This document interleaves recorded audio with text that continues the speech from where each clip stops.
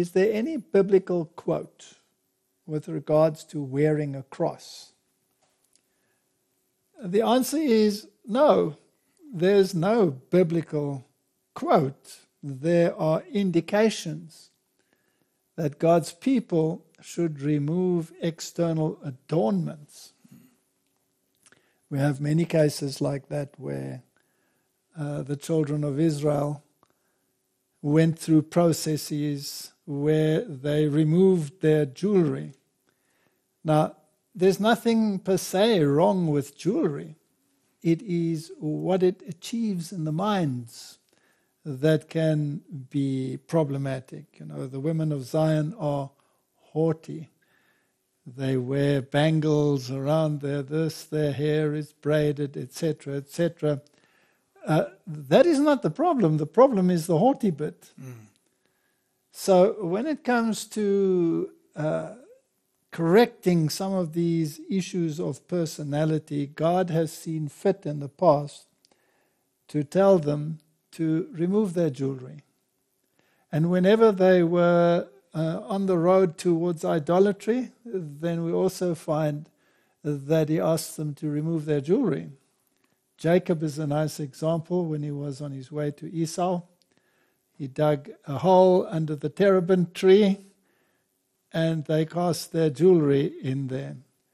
So the makeup was gone. They went through a car wash. And they met him without external adornments. He had to look at them for face value and judge by their character.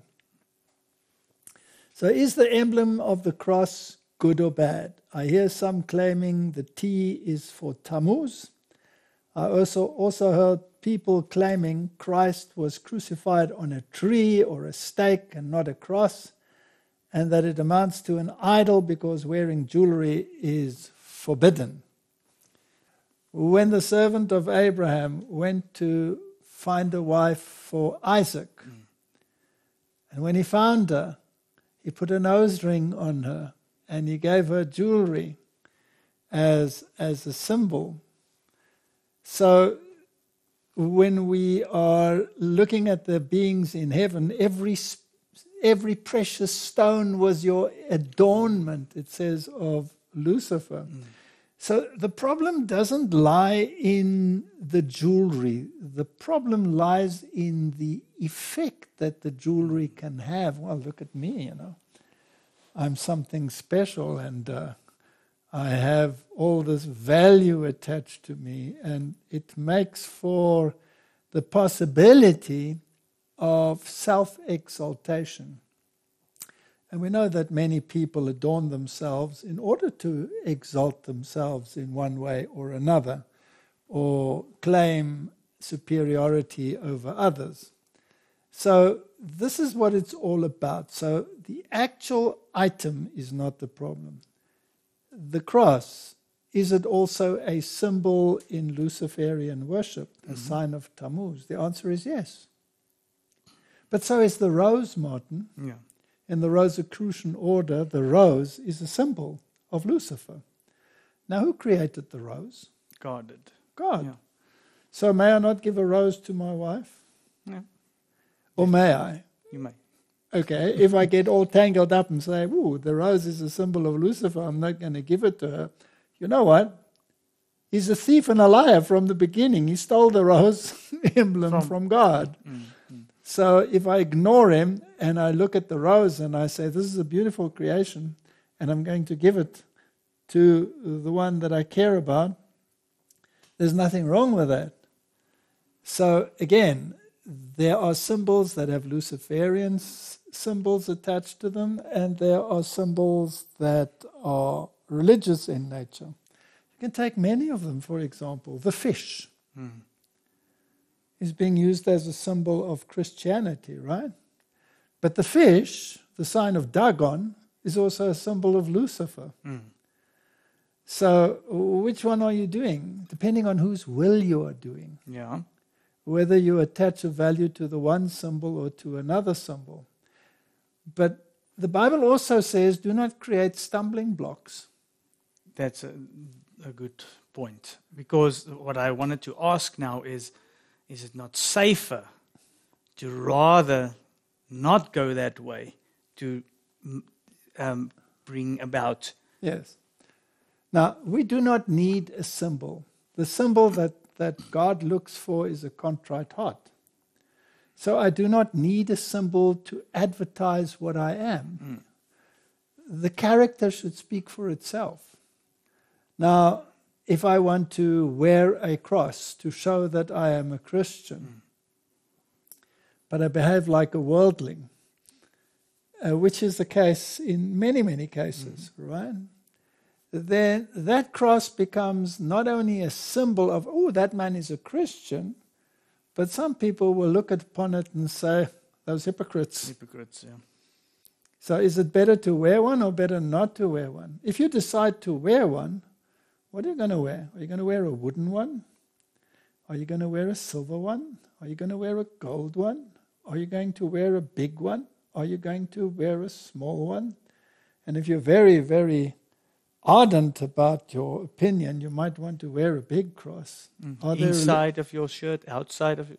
Yeah. So do many of the priests and prelates wear crosses like that? Huge ones, right? Yeah. And then you find out what they sometimes do in darkness. And the news media reports it. And then the name of Christ is maligned. I mean, the word Christian is a very beautiful name because it means that you are representing Christ. How do you represent him? By a symbol? No, by your fruits. Okay. Is there a possibility that the symbol eventually can become an article of reverence? Yeah, definitely. Is it happening in churches? Well, all religions have symbols. Yes. So wouldn't this just become, like you said, another one, even if it's in Christianity? All right, so some will look upon the symbol and will revere it. Others will look upon the symbol and despise it. Some will look at it with a question mark in their minds. So what is the best way to go forward? My personal opinion is I don't need a symbol to advertise what I stand for. I agree with you on that one. I think it's better that your actions show it than you adorning yourself with something to show it. Yes, and then was it a pole? Was it a stake? Or was it a cross? Well, do we have any biblical answers to that? I think we do, because Jesus said to Peter, when you are old, you will stretch forth your hands. In other words, he was going to be crucified, which he was. And that seems to indicate that it was a cross and not a stake. Now, what is the stake made of, or what is the cross made of? It's from a tree. Yeah.